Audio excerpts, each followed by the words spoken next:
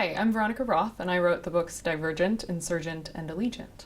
And Divergent tells the story of a young woman who lives in futuristic Chicago, in which society's been divided into 5 factions, and each one is dedicated to cultivating a particular virtue in its members. So those virtues are intelligence, bravery, honesty, compassion, and selflessness.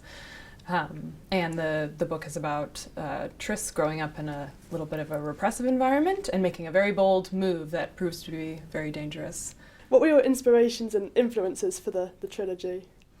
Well, I kind of got the little piece of the idea for the books when I was enrolled in a psychology class my first year at university. I was learning about exposure therapy, which is a method of treating people with anxiety and phobias in which they're repeatedly exposed to the thing that scares them in a safe environment until they learn a healthier response to that thing, whatever it is. And that's where I came up with the creepy simulated realities that the Dauntless use to help people eradicate their fears.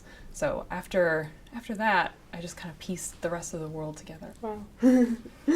And how did you choose the character traits, the factions? Obviously Dauntless is for fear and bravery, but what about the others? Because there's so many virtues in the world, but right. How did you choose those 5? Well, I made it very personal. I thought, if I were creating a world in which people had to pick a bunch of virtues, these are the ones that I would choose. And they also seemed to me to be the kinds of virtues that lent themselves to kind of cultural things, like a way of dressing and a way of speaking and things like that. So that's kind of how I picked them, sort of at random.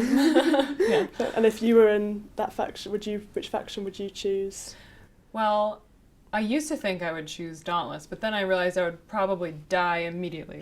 And so I've sort of amended my answer. I think I would choose Abnegation, but I'm not sure how long I would really last there. Yeah.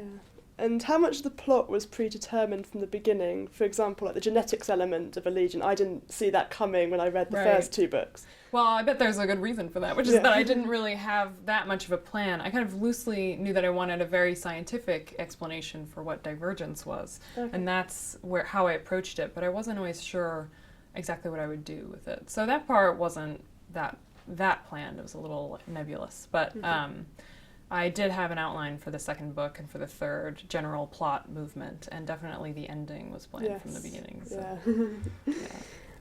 So that made it easier to write the ending because you knew it was planned from the start. Did that make it any easier at all? I think it did a little bit because I had committed to it, by structuring all of the books in a similar way and by building, Tris's development as a character. But I still, when I got close to the ending, just tried to fight my way out of it because it was too sad. But, ultimately I decided I had to just be brave, I guess. Just do it. Yeah.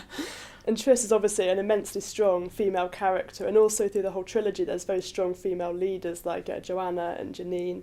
And was this deliberate on your part to have so many strong female influences? Yeah, it was. I remember when I hit the end of Insurgent realizing that the only man who was involved in the end was really Marcus, and that he's, who cares about him?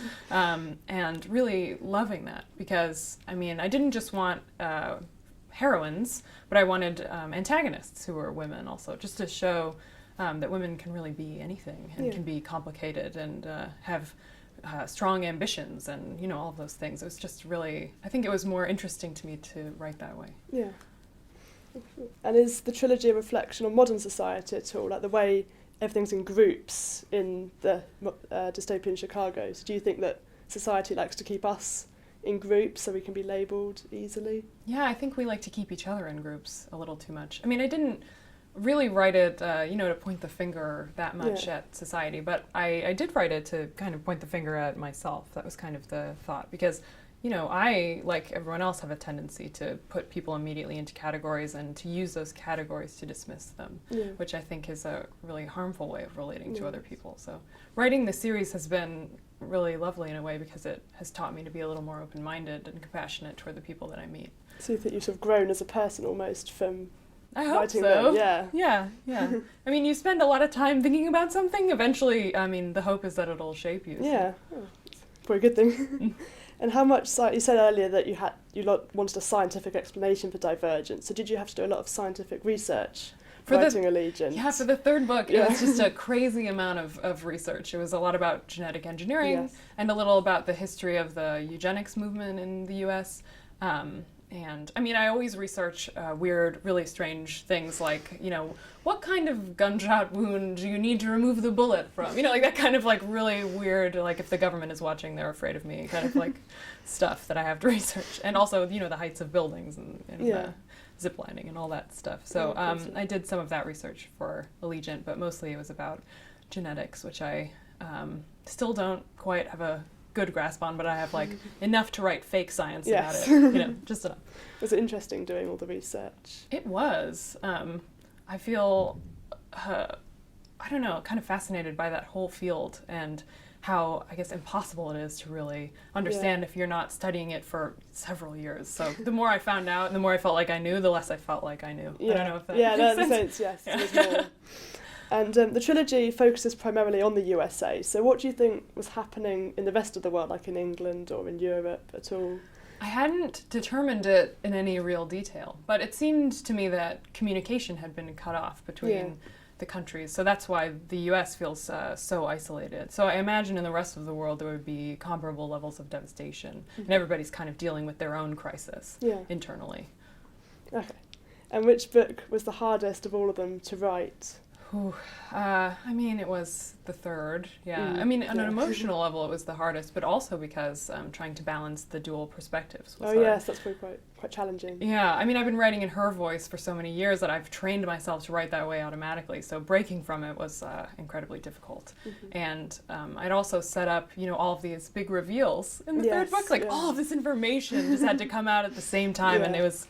I mean, I don't really like to write that way with like huge unloading of information, but it was kind of unavoidable, so that was a challenge also. And now that you've finished the trilogy, do you have any plans to write more books for young adults? Yes, I don't have anything in the works now. I'm still finishing up the 4 short stories I'm writing about 4. But after that, I mean, I always wanted to write for young people. And now that I've met so many young people, I'm even more convinced because I would miss them if I couldn't interact anymore. But I don't know exactly what I'll write inside of YA, but you know, there's a lot of room for experimentation, so we'll see.